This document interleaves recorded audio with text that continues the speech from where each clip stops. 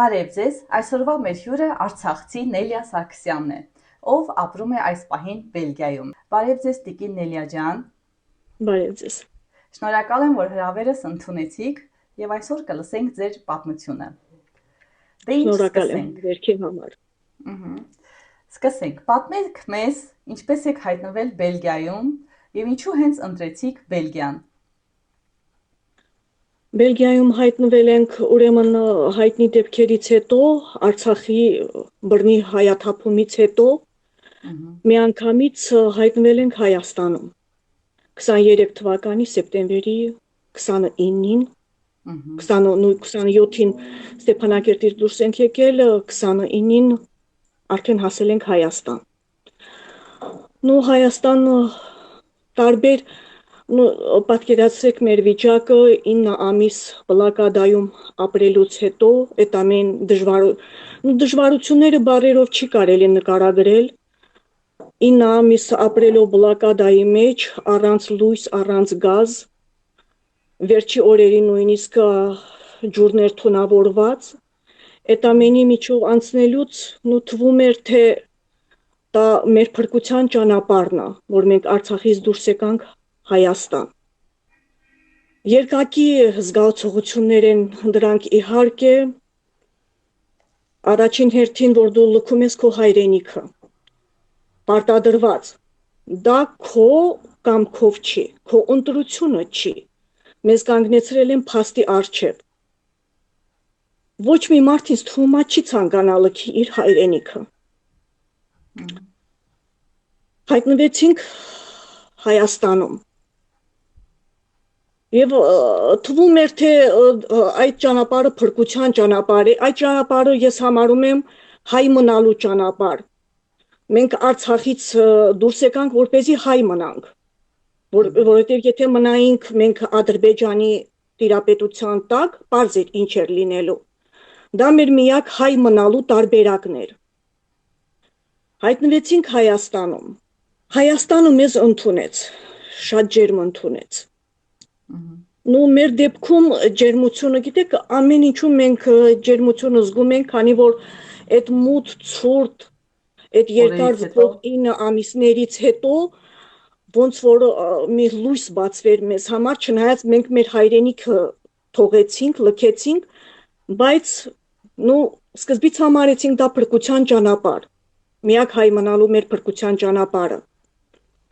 Հայտնվեցինք Հայաստանում, այդտեղ սկզբից եւ այդ սկսեցին ավելի լուրջ մեր խնդիրներ կապված բնակության հաստատում, այդ բնակարանի հարցում, ամեն հարցում։ Գիտեք, որ Հայաստանում բնակարան գտնելը այդ պահին ինչքան դժվար էր։ Գտանք այդ բնակարանը սկզբից 9 հոգով մեր հարազատներով, քույրերով բնակվում էինք միասին Եղվարդում։ Եղվարդում հաստատվեցինք, քանի որ 20 թվականի այդ 44-օրյա պատերազմի ժամանակ քույրս իր ընտանիքով Եղվարդում էր մնում, կապվեցինք այդ նույն մարդկանց հետ, որ տեսնենք տունը ազատ է թե չէ, առաջարկեցինք, համաձայնվեցին, մնացինք Եղվարդում։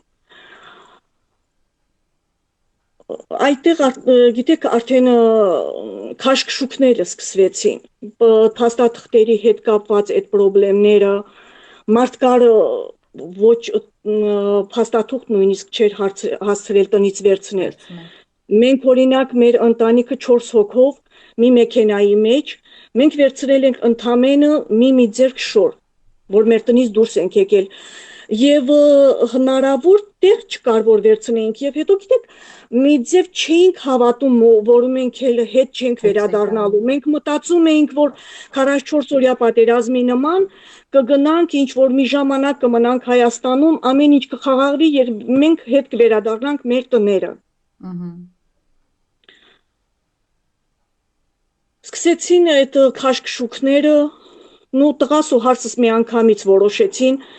որ որոշեցին, որ տեղափոխվեն արտերկիր։ Մենք արտերկրի փորձ ունեինք արդեն 2014 թվականից մինչև 17 թվականը մենք ընտանիքով ապրել ենք Հոլանդներում, Նիդերլանդներում, Հոլանդիայում։ Նույն ժամանակ ուրիշ էր, այն ժամանակ մենք հետ գնացինք ետ Արցախ, նախընտրեցինք, որ ավելի լավ է քո երկրում ապրես, հետ վերադարձանք, հա։ Տղաս որոշեց, քանի որ ինքը արդեն փորձ ունի Եվրոպայում արդեն ինքը ապրել է այդ հոլանդերենին տիրապետում է, որոշեցին, որ ինքնոհարցս տեղափոխվում են Եվրոպա։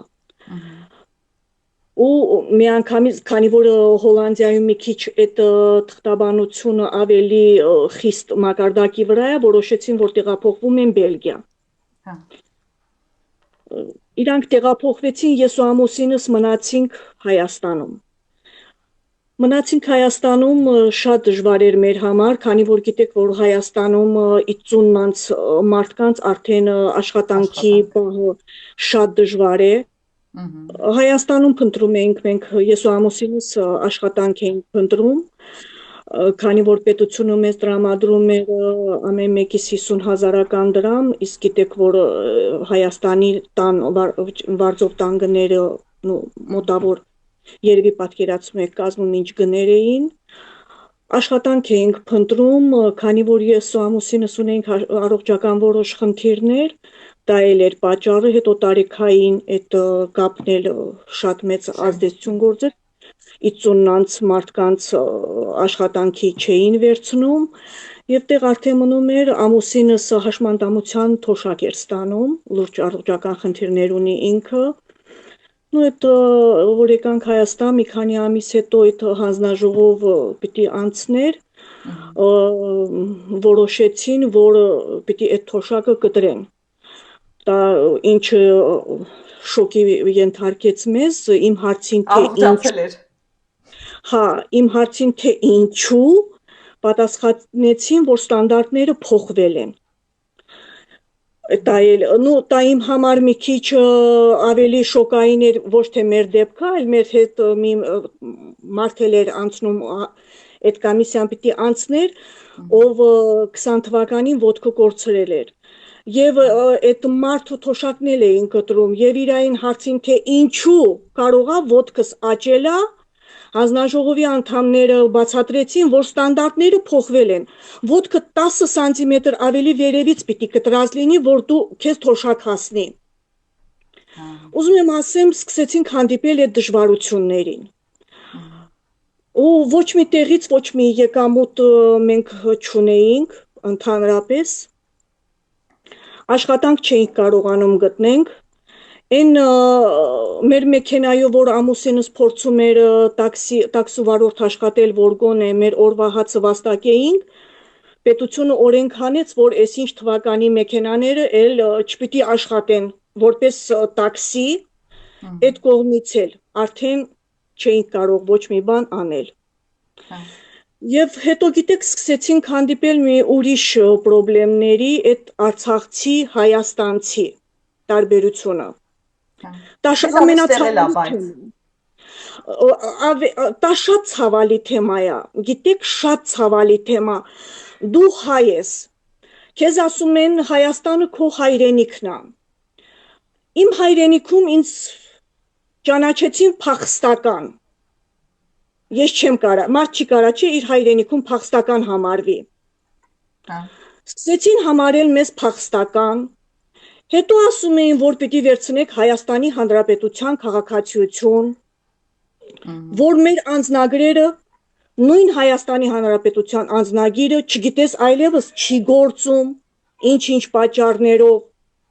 եւ այդ ամենը գիտեք այն մարդը, որ այդքան դժվարությունների միջով անցել է,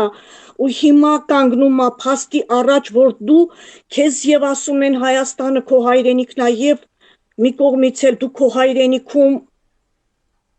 հայ չես, չգիտեմ, փախստական ես, մեզ ինչ ասես, որ չէին ասում, եւ հետո դրսերում, որ մենք արցախցիներս իրար հանդիպելուց, օրինակ իրար հետ մեր լեզվով խոսում էինք, չգիտես ինչի կողքից ասում են նորմալ խոսացեք, դա շատ ցավալի է, գիտեք,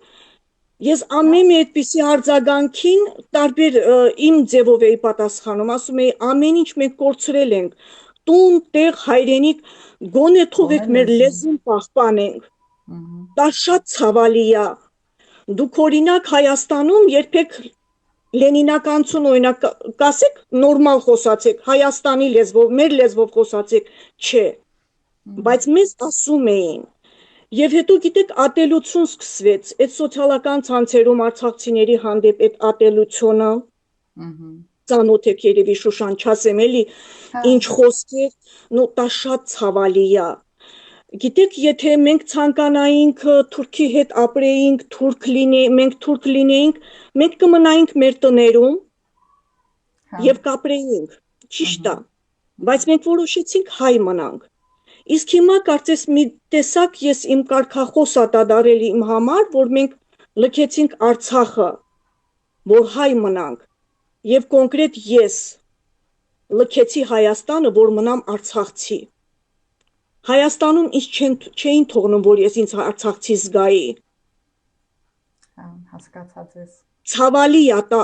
Եվ կարծես միակ արցախցիները օրինակ, որտեղ ուզում էին հավաքվեին, խոչընդոտներ էր ստեղծում, եւ կարծես արցախցիների միակ հավաքատեղին եղավ,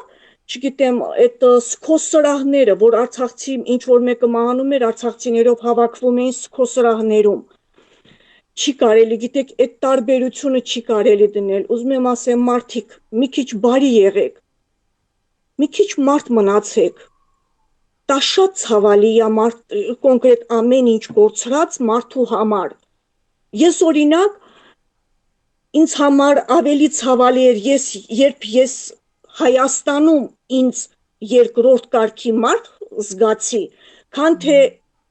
արտերկրում դու եթե քեզ երկրորդ կամ երրորդ կարգի մարդ ես զգում, դա ցավալի չի, որտեղ սա քո հայրենիքը չի։ Սա քո հայրենիքը չի։ Դա նորմալ երևույթ է։ Բայց քո հայրենիքում քեզ մի քիչ տարբերվող զգալը, տարբերում են, չի կարելի տարբերություն դնել։ Եվ հենց այդ քանի միջով անցնելուց հետո որոշում կայացրեցինք, որ մենք էլ պիտի տեղափոխվենք մեր երեխաների մոտ։ Եվ քանի որ մեր երեխաները նու տղաս ու հարսս գտնվում էին Բելգիայում, ես ու ամուսինս 24 թվականի նոյեմբերի վերջին միացանք իրանց։ 3 միլիոնի մեջ ենթադրեք 100 հոգի այդպես է վերաբերվում։ Ոնց որ դուք տրվել եք այդ մարդկանց մտածելակերպին, էլի։ Իմանալով հանդերձ, որ իրանք սխալ են։ Իհարկե իրանք սխալ են, բայց տեսեք, մի բան է մարդկանց կարծիքը, մի բան է, եթե այդ նույն կարծիքը հնչում է արդեն բարձր մակարդակներում, պետական մակարդակներում։ Եթե պետության ղեկավարները նույն կարծիքին են, ինչ որ այդ նույն մարդիկ, դա արդեն լրիվ ուրիշ հարց է։ Եթե պետության ղեկավարը, Հայաստանի ղեկավարը Արցախը, հայկական Արցախը, եթե համարում է Ադրբեջանի մի մաս, դա արդեն մարդկանց կարծիքը միշտ էլ շատ ճիշտ եք ասում, բայց որ արդեն բարձր մակարդակներում, եթե արդեն դա երկրի ղեկավար անձիկ են այդ նույն կարծիքին լինում, այդ է շատ դժվար է այդ մարդկանց մեջ ապրել, այդ երկրում ապրել։ Ես չեմ հրաժարվում ոչ ես միշտ ասում եմ, ես ստեղ նու երևի գիտեք, որ գալիս ես Եվրոպա, դու ստեղ հարցազրույց ես անցնում, մենք հիմա ներկապահին մենք հիմա գտնվում ենք փախստականների ճամբարում։ Մենք հարցազրույց ենք տալիս։ Ես իմ հարցազրույցում նշել եմ, որ ես Եվրոպա չեմ եկել լավ կյանքի հետևից։ Ես եվրոպացի չեմ ուզում դառնամ։ Այն նույն օրը, երբ որ իմ հայրենիքը կվերադարձվի, խնդրում ու պահանջում եմ Բելգիայից ինձ հետ ուղարկել իմ հայրենիք։ Ես նորից եմ ասում, մենք լավ կյանքի հետևից չենք եկել Բելգիա։ Եվ կոչ եմ անում բոլորին, նույն հայաստանցիներին, եթե ունեք հայրենիք ու տուն, մնացեք ձեր հայրենիքում, ձեր տանը, Մեր անձնագիրը Հայաստանի Հանրապետության անձնագիրը, որպես արցախցի մենք ունենք մեր 070 կոդը, ինչպես Հայաստանի Հանրապետության ամեն մարզի կոդ տարբեր է, չէ, ամեն մարզ իր տարբեր կոդը ունի, այնպես էլ Արցախի Հանրապետության արցախցիները ունեն 070 կոդը, բայց Կոտայքի մարզում ապրողին, Լոռու մարզում ապրողին դու չես ասի, չէ, քաղաքացիությունդ փոխի։ Հա, հասկացա ձեզ։ Չէ, այդ տարբերությունը շատ ցավալի է, Շուշան ջան։ Գիտեք, մի կողմից նորից եմ ասում, միգուցե այլ պայմաններում ունի, բայց դուք պատկերացրեք մարդիկ ինչից են փրկվել։ Հա։ Մենք չենք եղել դրա մեջ, որ ավելի ճիշտ պատկերացնենք։ Եվ գիտեք հիմա, որ խորը մտածում ես, հիմա որ երկրի ղեկավարներ, երկու պետություն երկրների ղեկավարները որոշել են, որ պիտի ազատ առևտուր անեն, որ պիտի խաղաղություն, ես կողմ եմ խաղաղությանը, ամենաշատը երևի մենք ենք ուզում խաղաղություն, որտեղ մենք պատերազմներ շատ ենք տեսել։ Մենք ենք ուզում խաղաղություն, բայց ոչ այս գնով։ Եթե դու պիտի ազատ առևտուր աներ, եթե պիտի ալյուր ու բենզին գնեիր Ադրբեջանից, բայց մի պահ պատկերացրեք 9 ամիս սովի մեջ մնալուց հետո, երբ ադրբեջանական ալյուրը եկավ հասավ Ստեփանակերտ, Ասկերան, որ արդեն պիտի մտներ Ստեփանակերտ, մենք դեմ էինք։ Մենք դրան դեմ էինք, բայց եթե հիմա այդ ամեն ինչ անում եք, մենք էինք ձեզ խանգարում։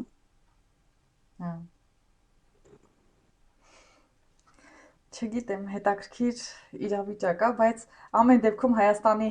բանով էլ որ ասեցիք, հայաստանցիները ոնց որ ագրեսիվ էին արդեն ձեզ վերաբերվում։ Ոչ բոլորը։ Ես շատ լավ մարդիկ կային, ում մինչև հիմա շնորհակալ եմ։ Շատ շնորհակալ եմ։ Մարդիկ կային, ովքեր մեզ օգնեցին, չգիտեմ, շատ լավ վերաբերմունք չի կարելի բոլորին վերագրել, նորից եմ ասում, հասարակ մարդկանց վերաբերմունքը դա մի կողմ ենք դնում, երբ արդեն այդ վերաբերմունքը գալիս է վերևներից պետական մակարդակով, երկրի ղեկավարների մակարդակով, արդեն դա ուրիշ հարց է, Շուշան։ Որոշները, իհարկե, որոշները, նույնը կարող եմ ասել Ղարաբաղցիների մասին, Ղարաբաղում լավ ու վատ չկար, իհարկե կար։ Մենք մեր լավ ու վատն էլ գիտենք։ Մենք գիտենք, թե ինչի համար Ղարաբաղը հայտնվեց այդ նույն օրին։ Մեր Ղարաբաղցիներ, մեր մեջ էլ կային մարդիկ, ում մեղքի շնորհիվ մենք Ղարաբաղցիներս հայտնվեցինք այդ նույն օրին։ Մենք դա շատ լավ գիտենք։ Եթե հայաստանցիներն են մեղադրում Ղարաբաղցի, այդ չգիտեմ, մեծահարուստներին, այդ թալանչիներին, դա ուրիշ, բայց ես ինքս հայտարարում եմ, որ մեր մեջ նրանք շատ էին։ Շատ էին։ Եթե Ղարաբաղին ուղղված օգնությունը տեղին լիներ, Ղարաբաղը կլիներ շատ հզոր, շատ հարուստ պետություն եւ ոչ մի բան չէր պատահի Ղարաբաղի հետ։ Ես միշտ ասում եմ, եթե տեղին օգտագործվեր Սփյուռքի օգնությունը, Ղարաբաղը Սինգապուր կդառնար, բայց քանի որ Ղարաբաղում էլ կային մարդիկ, ովքեր տիրապետում էին այդ օգնությունները, ես նույնիսկ այդ թվականներին գտնվելով Հոլանդիայում, այնտեղ հայ համայնքի ներկայացուցիչների հետ մենք ծանոթ էինք, մենք Հոլանդիայում ապրում էինք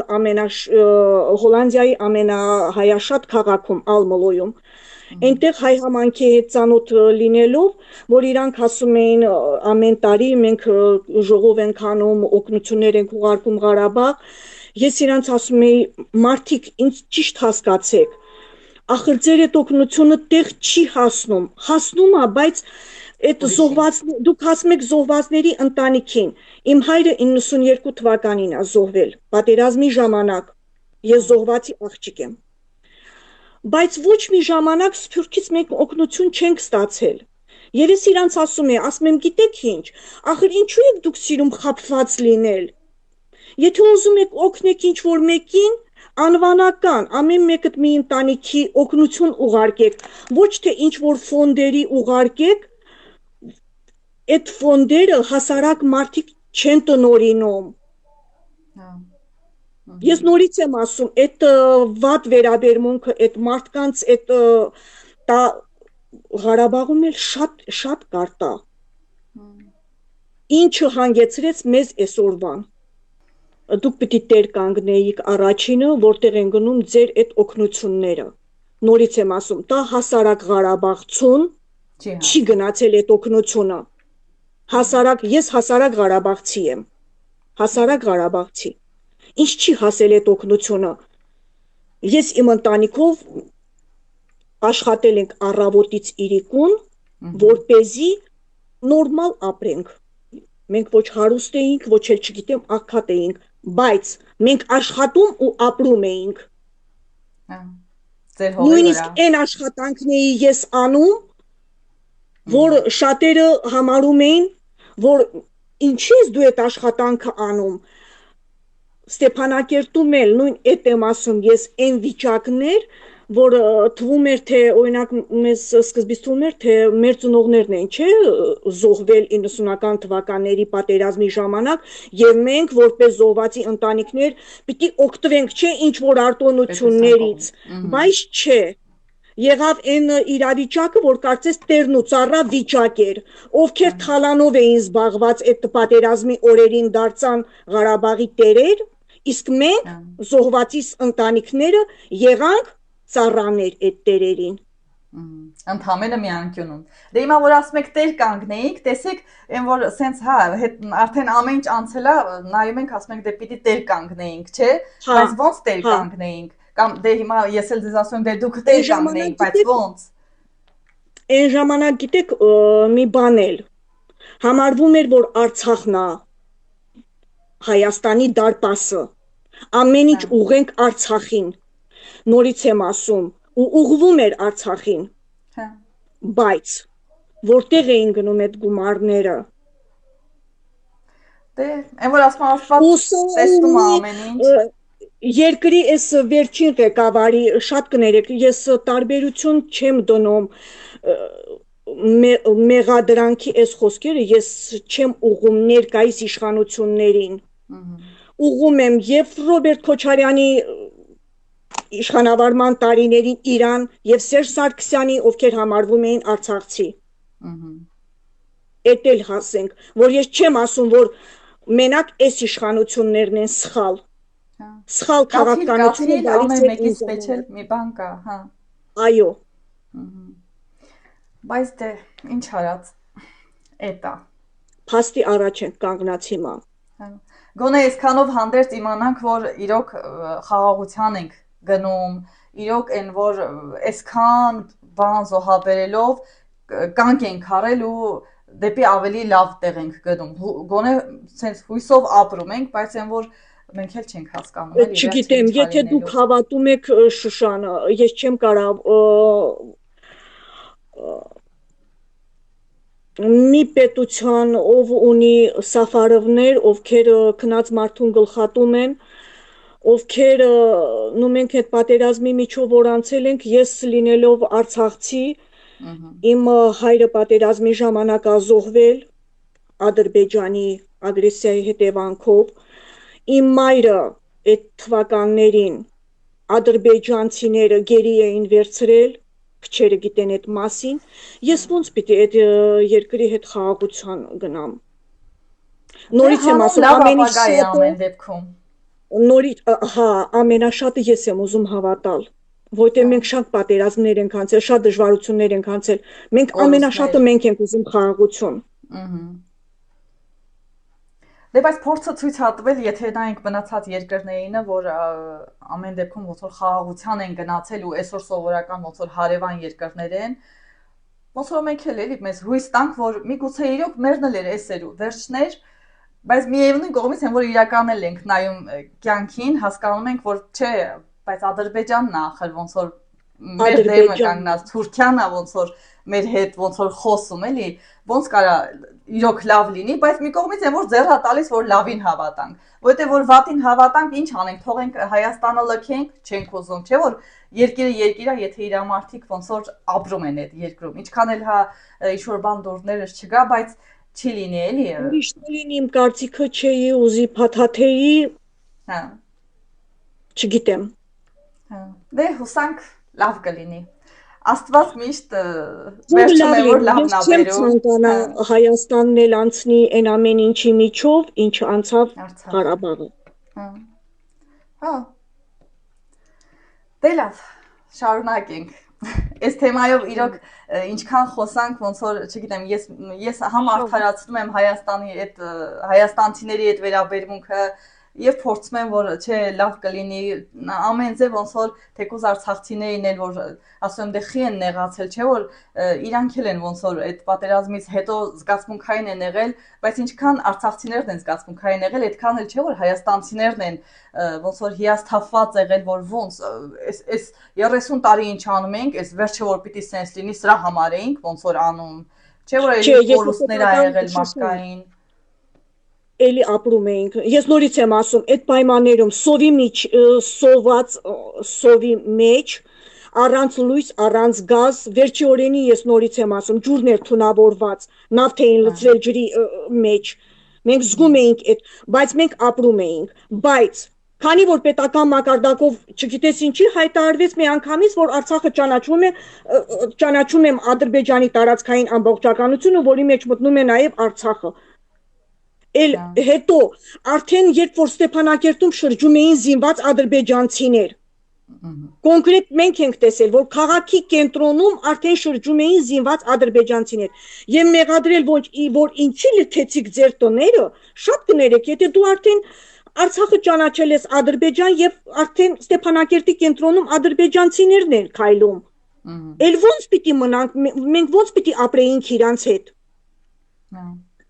Մենք ընտրել ենք հայ մնալու ճանապարհը։ Նորից եմ ասում, եթե մնային կոտորվեին, կկոտորվեինք, չի ախր մենք։ Ու բան չէր փոխվի, միևնույնն է ինքը ոնց որ ստիպված պիտի ստորագրեր երևի այդ փաստաթուղթը։ Գոնե այդքան մարդ փրկվել է, ոնց ասենք։ Գոնե ձեր լույս տանք մեզ։ Եթե մնայիք կռվեիք, դա գիտես մի քիչ անգրագետ արտահայտություններ։ Ձենը տակ տեղից է գալիս, էլի։ Եվ չեմ էլ ուզում պատկերացնեք մենք ինչ ապրումներ ունեցանք այդ վերջի օրերին։ Ինչքան տհաճ էր Ադրբեջանի միջով դու քո ադրբեջանցիների ծաղրի ենթարկվելով դու քո տունը լքեիր։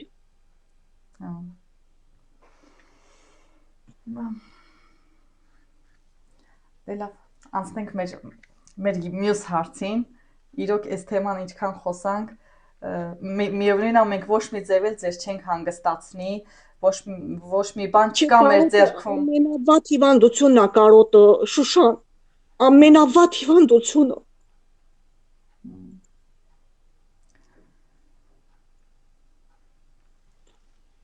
ինչ արած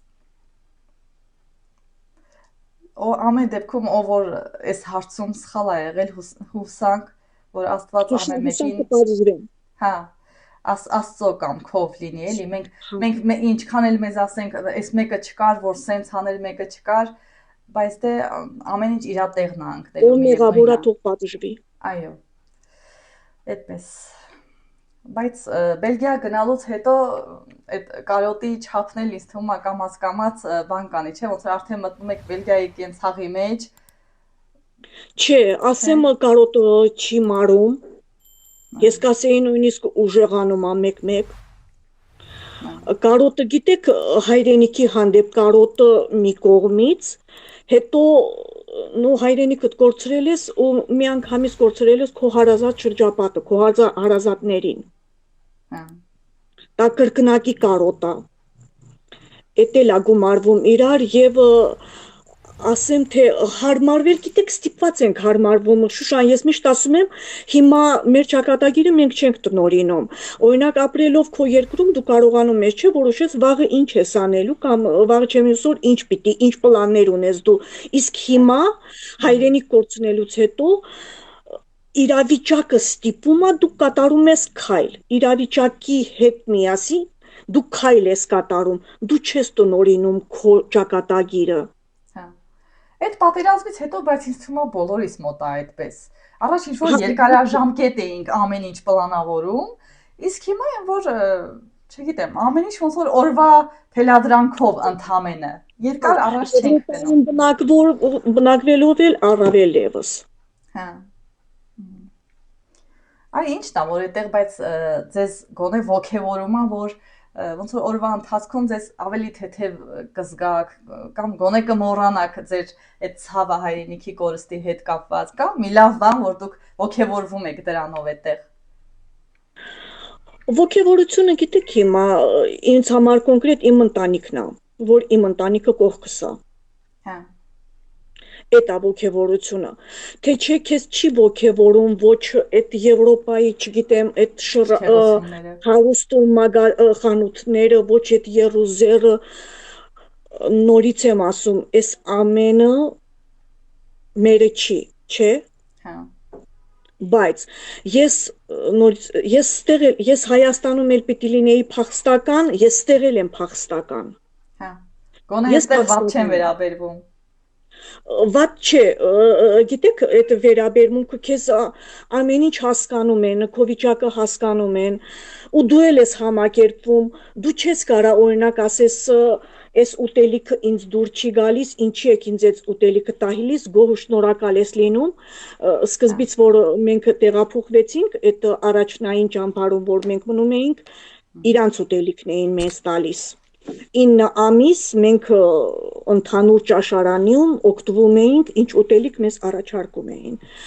Այդ տա պրոբլեմ էր իհարկե 9 ամիս բլոկադայից, արդեն մենք ինչ որտեղ սովոր էինք ճիշտն ասած, որ ոնց է լինում, սա էլ մի ուրիշ բլոկադայի պայմաններ էր, որ դու չես կարող ընտրել էլի, դու ինչ ես ուտելու, քեզ ինչ տալիս են, այն էլ պիտի գոհ ու շնորհակալ լինես։ Բայց հիմա մեզ տեղափոխել են մի այլ ճամբար, որտեղ արդեն մեզ որոշակի գումար են տրամադրում եւ մենք ենք մեր ճաշը պատրաստում եւ արդեն տնավարի, արդեն հայկական մեր ուտեսները ամեն ինչ այդ առումով խունի մեջ է ընկնում։ Հա։ Բայց այդ առաջին 9 ամիսներին, որ այդ առաջնային ճամբարում եք եղել, այդ ժամանակ գոնե եղել է, որ փոշմանեք, որ բայց խի եկանք Հայաստանից, գոնե այնտեղ էլ էր նույն վիճակը։ Փոշմանելը գիտեք, օրինակ տեսեք, այն թվականներին, որ մենք 3 տարի ապրել ենք Հոլանդներում, այդ ժամանակ, երբ որ դժվարություններ լինում, մենք ասում ենք այդ նույնը բանը, որ ինչի ենք մենք եկել ստե, մենք մեր, բայց հիմա նորից եմ ասում, եթե Արցախը լինի, մի րոպե անգամ չեմ մտածի, եթե նույնիսկ Եվրոպայում ես արդեն թուղթ ունենամ, ապրելու իրավունք ունենամ, իմ կյանքը արդեն լրիվ հունի մեջ ընկնի, բայց իմ հայրենիքը հետ վերադարձվի, մի րոպե անգամ չեմ մտածի հետ վերադառնալու մասին, մի անգամից ամեն ինչ կթողնենք ու հետ կգնանք։ Աստված տա այդ օրը կա։ Աստված տա։ Ու ես հավատում եմ, որ կստացվի, էլի ինչ որ, չգիտեմ, ինչ հրաշք պիտի տեղի ունենա, բայց տա մի քիչ մեզ օգնում է առաջ նայել, ապրել։ Հա, մխիթարվում ենք, էլի ոնց որ ասած։ Չգիտեմ, որ հույսս դրել եմ հույսի վրա։ Հա, Աստծո վրա։ Հետաքրքիր է։ Բայց որ քաղաքացիության թուղթը ստանաք, Հայաստան կվերադառնաք։ Հայաստան կվերադառնամ հարազատներիս տեսակցության։ Հա։ Եվ հետո կարողա չէ, մի գեղեցիկ օր ինչ որ բան փոխվի։ Ինչ որ բան փոխվի, Հայաստան Ղարաբաղցիներն էլ ինչ որ նորից եմ ասում, ողջունելի է, ինչ որ ծրագրեր են անում, որ Ղարաբաղցիներին բնակարաններով ապահովեն, օրինակ ես ինչպես պիտի ինձ բնակարանով ապահովեմ, ես ու ամուսինս էինք, ինձ տրամադրվում է 6 միլիոն դրամ։ Մենք ոնց պիտի բնակարան ձեռք բերենք դրանով։ Մարզերում էլ բայց այդ գումարով հնարավոր չէր այդ ժամանակ։ Մարզերում էլ մեզ ասում է 8 միլիոն դրամ։ Հնարավոր չի Շուշան, եկեք գիտակցենք, որ թեկուզ ամենահեռու մարզի հեռու գյուղում հնարավոր չի։ Հա, Երևանում հաստատ հնարավոր չի, բայց ես ոչ մի տեղ գներից տեղյակ այդ գումարով ոչ մի տեղ։ Այդ ծրագրից ընդամենը հիմա օգտվում են բազմաերեխատեր ընտանիքները։ Իրանք կարողանում են 5 եւ ավելի հոգանոց ընտանիքները կարողանում են օգտվել այդ ծրագրից։ Հա, այսինքն յուրաքանչյուր անձի համար են 8 միլիոնը տալիս։ Չէ, անձին տրվում է Երևանում եւ հարակից տարածքներում 3 միլիոն անձին։ Իսկ չգիտեմ քանի կիլոմետր հեռավորության վրա արդեն հեռու ռայոններում տրվում է 4 միլիոն մի անձին։ Ինչով հնարավոր չի ոչ մի բան անել։ Եթե ինչ որ բան փոխվի, նորից եմ ասում, մարդու համար ամենակարևոր արժեքներն են հայրենիքը, տունը, ընտանիքը։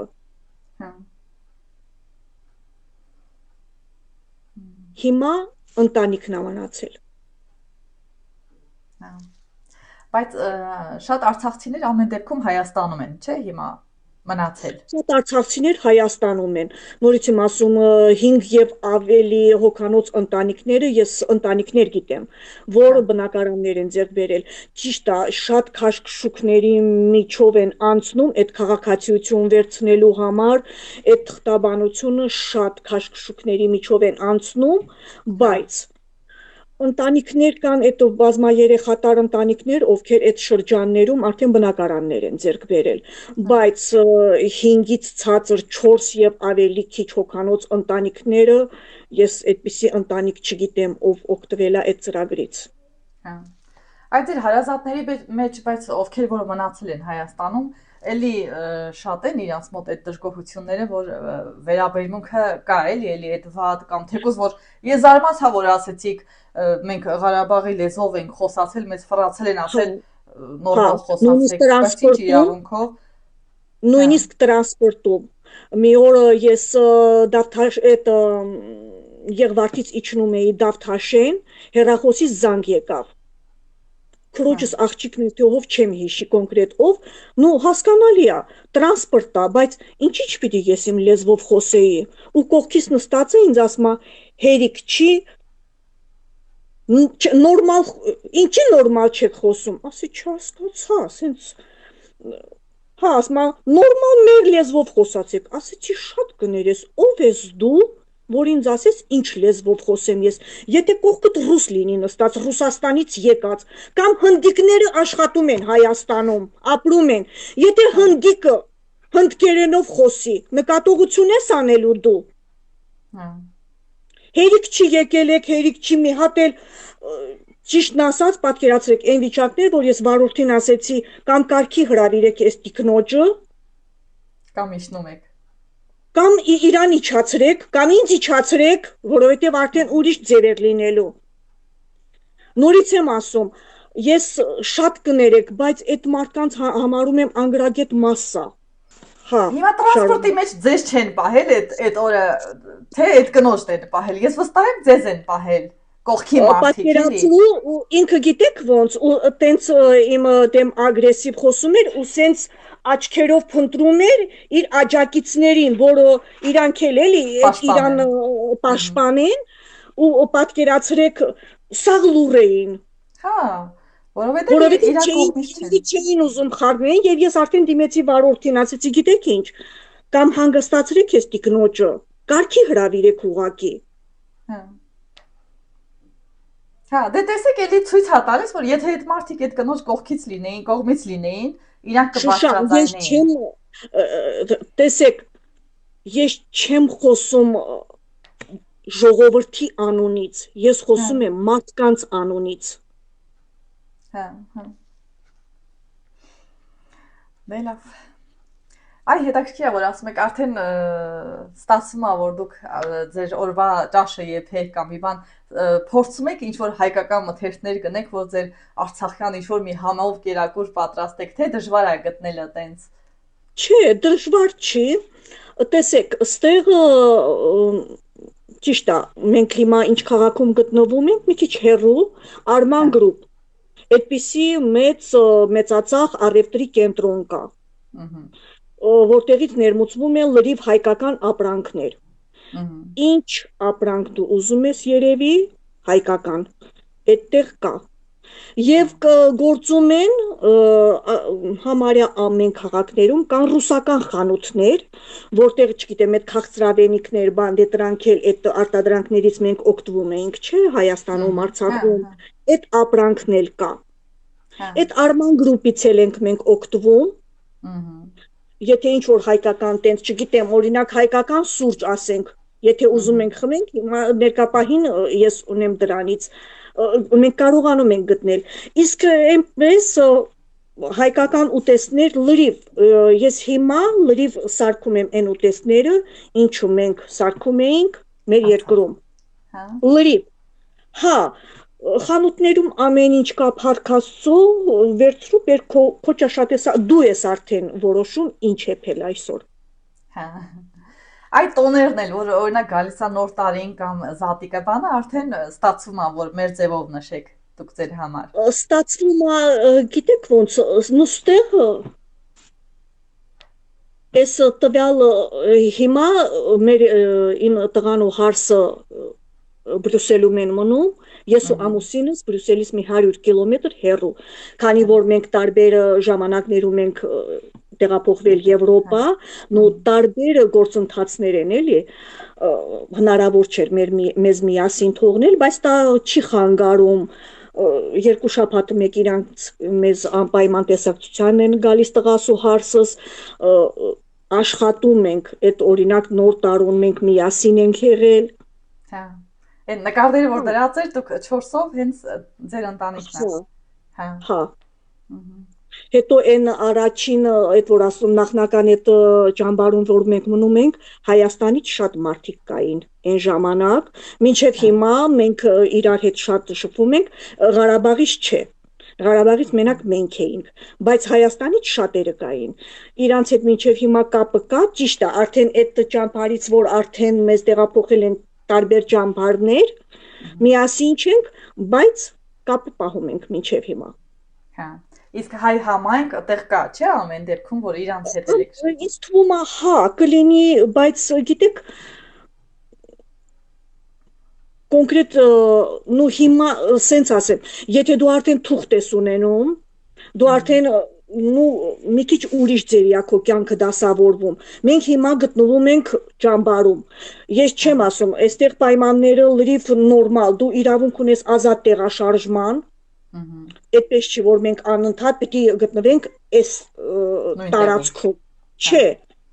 ազատ ելումուտ կարող ես դու անել։ Նորմալ, չէ, այս ճամբարում էլ հայաստանցի մի ընտանիք էլ կա, ում հետ տենց շփվում ենք, նորմալ։ Լավ է, որ շփվում եք, ոնց որ հայրենակցի հետ։ Հա, իհարկե։ Դա կարոտը մի քիչ մեղմացնում է։ Հա։ Հետո ընտանիքն էլ, որ արդեն ընտանիքը թեկուզ 2 շաբաթ մեկ հանդիպում եք, էլի։ Հա, անպայման սպասեք այդ օրը մոտենա։ Հա, օրինակ վաղը հենց այդ օրն է։ Տղաս ու հարսս, հա, 2 շաբաթ մեկ անպայման գալիս են մեզ մոտ։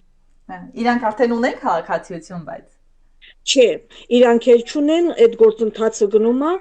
նո հարցազրույցները արդեն տված, սպասում ենք պատասխանի։ Հա։ Դուք եք բայց հասցրել սովորեք լեզուն արդեն հոլանդերեն գիտեք։ Չէ։ Նո Հոլանդիայում լինելով, տեսեք, նո դա եղել է Հոլանդիում, մենք ապրել ենք 10 տարուց արդեն ավել ժամանակ է անցել, այնտեղ նո երևի տարիքային այդ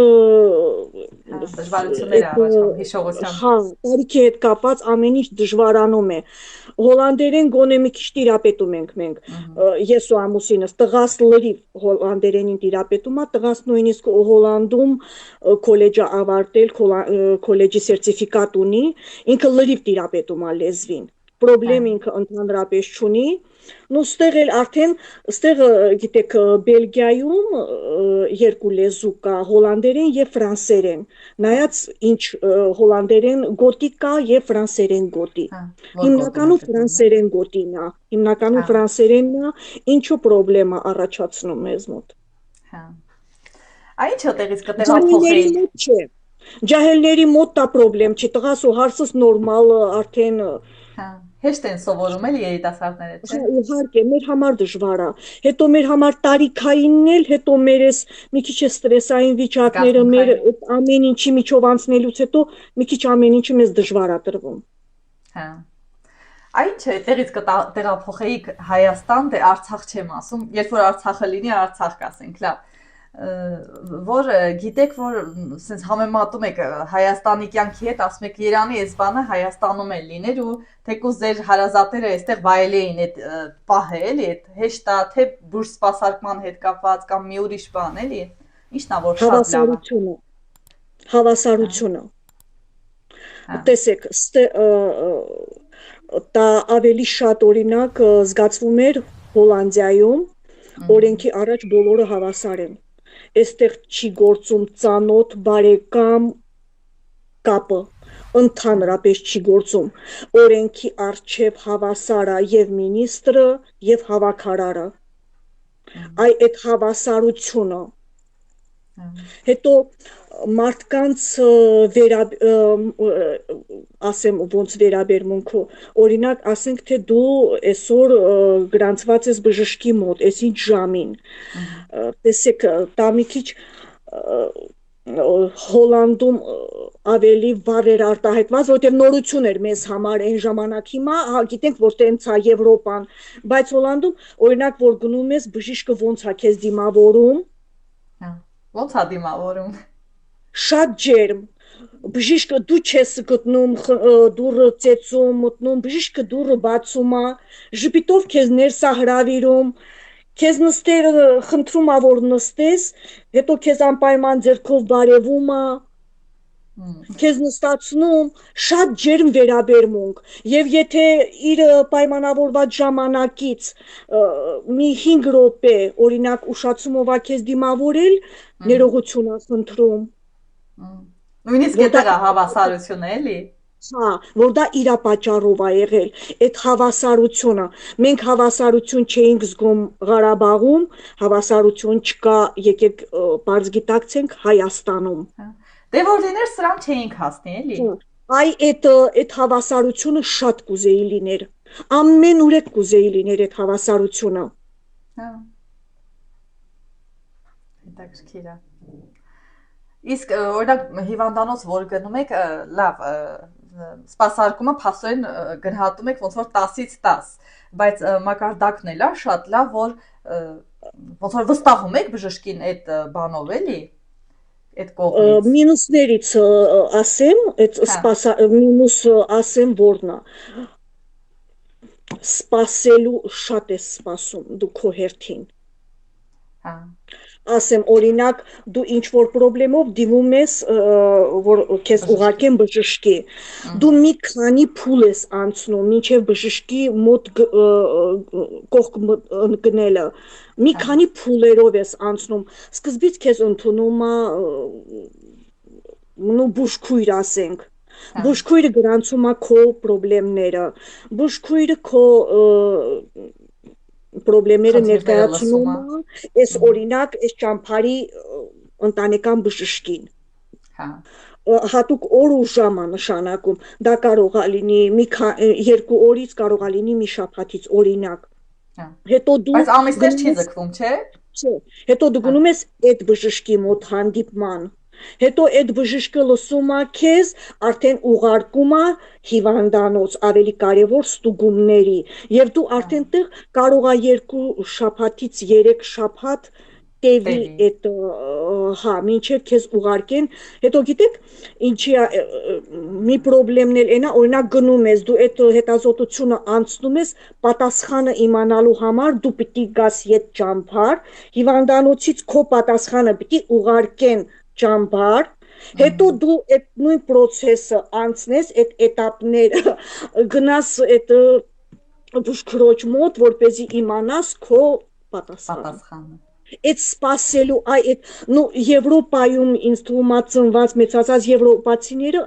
նո իրանք հարմարված են, հա։ Եվ դա այդպես չի, որ տեղացիները, եվրոպացիների համար ամեն ինչ շատ սահունագնում փախստականների համար չէ, ընդհանուր համակարգն է դա այդպես գործում։ Չէ, իսկ որակի պահով էլի, որովհետև օրինակ նայեք, ասում են Հայաստանի բժիշկներին վստահում ենք, շատ հիվանդությունների դեպքում ոնց որ վստահելով դիմում ենք, բայց ոնց որ անդադ խոսք է գալիս, որ Եվրոպայում բժշկություն դե հա Գերմանիա, Ֆրանսիա ոնց որ այդ ուրիշ է, չէ, բայց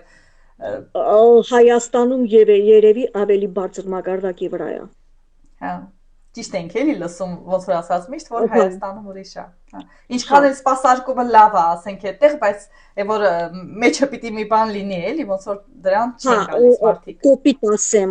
ըստեղ հա, օրինակ քո բժշկական ծախսերը լրիվ հոգում է պետությունը։ Հա։ Ճիշտ է։ Բայց Հայաստանում բուժօգնությունը թանկ հաճույք է, բայց դու կարող ես մի օրում, եթե տվյալ կոնկրետ գումարը ունենաս, անցնես մի քանի բուժզննություններ, պատասխանները մի անգամից ունենաս, անցնես բուժման, ստեղ այդ չի գործում, դա չի գործում, պետությունը հոգում է քո ծախսերը և դու պիտի սպասես քո հերթին։ Հա։ Ուրիշ ինչ մինուս կա, բայց օրինակ այդտեղ որ ընթացքում նայում եք, ասում եք, վայ, լավ էր Հայաստանում, Արցախում, էս ինչ են անում ստեղ։ Չի կարելի ոչ մի բան համեմատել, Արցախում ամեն ինչը լավ էր։ Լավ էր։ Ամեն ինչը լավ էր։ Այն որ արտաքոնն էր, եթե նույնիսկ մինուսներ կային, լավ էր։ Էլի լավ էր։ Դա իմն էր։ Ոչ մի երկիր չեմ համեմատի Արցախի հետ։ Ոչ մի երկիր, նույնիսկ ամենազարգացած եվրոպական երկիրը չեմ համեմատի, ինչ ունեցել եմ ես։ Նորից եմ ասում, շատ դժվարությամբ մենք տուն ենք դրել այնտեղ, աշխատանք ենք ունեցել, շատ ծանր աշխատանք ենք արել, բայց դա եղել է իմը, իմ հայրենիքը, նա իմ հողն ու ջուրն ա եղել, այնտեղ իմ պապերի գերեզմաններն են, չի կարելի համեմատել, Շուշան։ Հա, ընդունում եմ, հա։ Այ որ հնարավորություն ունենայիք, հա, լավ կլիներ, որ ասենք վերադառնում ենք Արցախը կա, բայց որ ինչ-որ մի հատ sense կախարդական փայտիկով մի օրով գայիք, ինչ-որ բան վերցնեիք Արցախից ու տանեիք ձեզ մոտ, որ մի քիչ ավելի թեթև ապրեիք, ինչը կվերցնեիք։ Ոչ մի բանից թեթև, գիտեք, ես նույնիսկ իմ տնից, գիտեք, նորից եմ ասում, մի ձեռք շոր ենք վերցրել և մեր լուսանկարները։ Այդ ալբոմներն են վերցրել։ Հա, դրանք են վերցրել։ Գիտեք, ինձ թվում էր, թե ես իմ տունը թալանում եմ, թե ես սխալ եմ վերաբերվում իմ տան հանդեպ, իմ ձեռը չգնաց նույնիսկ, շատերը նույնիսկ իրենց տնից սպասք էին վերցնում, չգիտեմ, ինչ որ մի բան է, ես ոչինչ չվերցրի իմ տնից, ես ուզում էի ոնց սարքել եմ, ոնց դասավորել եմ իմ տունը, ոնց կա իմ տունը, այդպես էլ հիշի, որտև ես մտածում էի, որ ես հետ եմ գալու իմ տուն։ Նույնիսկ շատերը ասում էին, օրինակ ինչ-որ բան փչացնում էին իրաց տանը պատին, ինչ-որ բաներ էին, ես էդ էլ չկարողացա անել, ասում էի, ոնց կարամ ես իմ տունը կեղտոտեմ, ինչ-որ վնաս տամ իմ տանը։ Ես իմ դե որ զանգվածային բնույթ էր ոնց որ կրում արդեն ամեն մեկը այն ամենաթանկ չենք հավատում։ Շուշան, նույնիսկ Հակարի կամուրջը անցնելով մենք չէինք հավատում, որ հետ չենք գալու։ Հնարավոր չի ախր մի օրում մարդ զրկվի ինքնությունից։ Հնարավոր չի մարդ զրկվի հիշողությունից։ Իմ հիշողությունները իմ ամեն ինչը կապված է Արցախի հետ։ Առանց հիշողություն մարդը ով է, անասուն է, կենդանի է, ինքը մարդ չի առանց հիշողություն չի կարելի ապրել, ինքնություն չունենք մենք, ես ով եմ հիմա, ես իմ ծննդավայրը նշում եմ Ստեփանակերտ, ավտոմատ դուրս է գալիս Խանքենդի, ինչի, ով եմ ես որտեղ եմ ծնվել, իրոք, ես ինձ հարց եմ տալիս, քանի որ ինձ զրկել են ամեն ինչից, ով եմ ես, ինչու է հենց էսպես եղավ,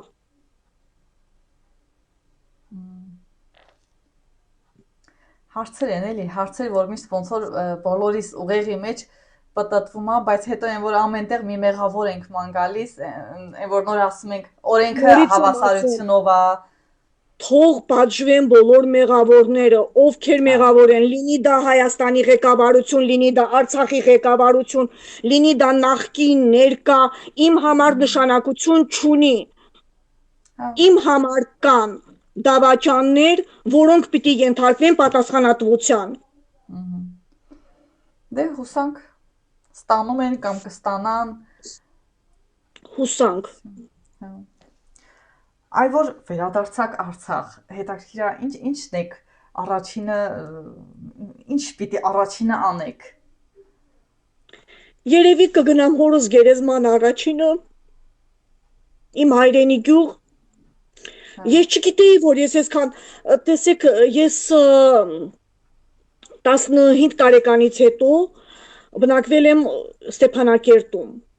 Ու Ստեփանակերտում ա եղել իմ տունը, ես գիտեի, թե ամենից շատ կարոտեմ Ստեփանակերտը, բայց չէ, իմ հայրենի գյուղը, ես նույնիսկ զգում եմ իմ գյուղի հոտը, իմ հայրական տան հոտը։ Երևի առաջինը կգնամ իմ հայրենի գյուղ։ Դեպի մանկություն։ Ահա, դեպի մանկություն։ Անհոգ էին այդ տարիները։ Դե ծնողների մոտ ենք լինում ամենաթեթև տարիներն։ Ծնողների մոտ էր մինչև պատերազմներ, հենց այդ տարիքում, որ արդեն ես տեղափոխեցի Ստեփանակերտ, արդեն այդ շարժումը սկսվեց, պատերազմներ եւ այլն, իմ խաղաղ տարիները, անհոգ տարիները եղել են իմ գյուղում։ Բայց այն ժամանակ մեկը այդքան չենք հասկանում, չէ՞, որ ամենաթեթև տարիներն ա լինում։ Որ ասում են կորցնում եք հետո։ Մինչև հայրենիքից դուրս գալը ոչ մի բան չես գիտակցում։ Հիմա մեր վերջին հարցը։ Ճիշտ է, ես միշտ հարցնում եմ, ես իմ անուշ Հայաստանի, բայց Արցախի ասեմ, դուք այդպես կասեք։ Ես իմ անուշ Արցախի ինչն եք սիրում։ Ձեր տեսակով, ձեր տեսակետով, ձեր պատկերացմամբ այդպես շարունակեք նախադասությունը։ Ես իմ անուշ Արցախի Ես իմ անուշ Արցախի ամեն ինչն եմ սիրում։ Ես իմ անուշ Արցախի հողը ջուրը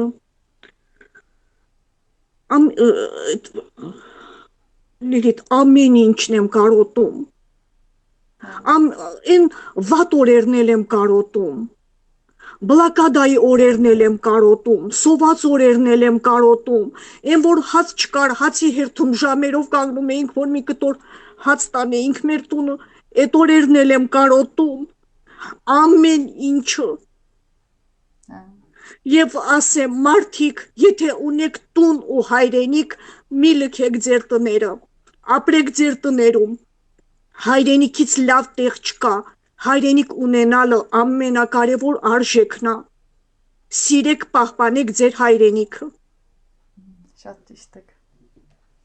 Հետաքրքիր է, չէ՞ որ ասում ենք կարոտ, ոնց որ հասկանանք, կարոտ ոնց որ նույն կարոտն է, բայց ոնց որ ես այսօր եկա այդ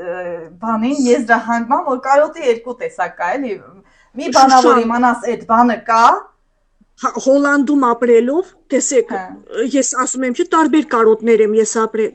Հոլանդում, որ մենք ապրում ենք, ես կարոտում էի իմ հայրենիքը, ու գիտեի, որ իմ հայրենիքը կա, կարելի է գնալ կարոտը առնել։ Կարելի է գնալ, հրաժարվել այդ եվրոպական լավ կյանքից, գնալ, չարչարվել, ապրել քո հայրենիքում, կարոտը առնել։ Հիմա այդ հնարավորությունը չկա։ Այդ ուրիշ կարոտ է, էլի։ Ցավը, կարոտը, ես նորից եմ ասում, կարոտը ամենամեծ ցավն է, շատ մեծ ցավ է կարոտը, ու ոչ մեկ թող չզգա այս կարոտը, նորից եմ ասում, եթե ունեք հայրենիք ու տուն, բավարարվեք, ապրեք ձեր հայրենիքում ու ձեր տանը։ Այն որ դուք գրել էիք գաղթի ճանապարհը ոչ մեկ ինձանից լավ չի կարա նկարագրի, կոմենտների ժամանակ Ես կրկնակի փախստական այդպես էլ կար երևի, հա։ Շուշան, ես կրկնակի փախստական եմ։ Սա շատ ցավալի պատմություն է։ Սա մի մարդու պատմություն է, որ ես չէի ցանկանա ինչ որ մեկը զգար։ Ու հիմա ինչքան արցախցիներ են ամեն դեպքում ձեր պես, էլի, ոնց որ այդպես լուր տանում այդ ամեն ինչը իրանց մեջ։ Հա, Աստված տա, չգիտեմ, ինչ պիտի լինի, որ ձեր մեջ այդ ամեն ինչը ոնց որ խաղաղվի, ձեր հանգստությունը գտնեք, ինչ պիտի լինի, Արցախը պիտի վերականգնվի։ Արցախը պիտի լինի։ Հա, Խաղաղությունը մենակ այդ ժամանակ։ հա։ Նորից եմ Հուսանք մի ասում, օր կգանք դրան, տիկին Նելիա։ այո, ոչ ես նորից եմ ասում, ես Եվրոպայի դիմել եմ, ոչ թե լավ կյանքի համար եմ եկել Եվրոպա, ես Եվրոպա եկել եմ ժամանակավոր ապաստանան խնդրելու համար։ Հա, հա, Եվ իմ հայրենիքը լինելու դեպքում վերադարձրեք ինձ իմ հայրենիք։ հա։ Աստված տա որ գա այդ օրը, որ մի օր նամակ ստանաք, որ դուք վերադառնում եք Արցախ, Արցախի Հրաշք կա Հանրապետություն։ լինելու, Աստծո հրաշք։ Հա։ Դե ինչ, շնորհակալություն հետաքրքիր անկեղծ զրույցի համար տիկին Նելիա ջան։ Ինչ կներեք, որ այսօր ձեզ ոնց որ ձեր վերքերին բան արեցի, չգիտեմ, նորից արթնացրեցի ձեր տխուր Ընդհակառակը, զգացմունքները։ ես ուզում եմ շփվեմ մարդկանց հետ, ես ուզում եմ պատմեմ, թեթևություն, սա էլ է, հա, ուզում եմ, բայց էս էլ է պետք, Շուշան։ Հա։ Եթե իրոք դրանից ձեզ ինչ որ մի ձև օգնել եմ, որ դուք թեթևանաք, ես շատ ուրախ եմ, որովհետև մի տեսակ ոնց որ ինձ մեղավոր զգամ, որ ձեզ լացացրեցիք։ Չէ, շնորհակալ եմ, որ հրավիրեցիք, որ լսեցիք, շնորհակալ եմ ձեզ։ Ես եմ շնորհակալ, որ կիսվեցիք, տիկին Նելիա ջան։ Դե ինչ, հաջողություն ձեզ։ Ստեսություն ձեզ։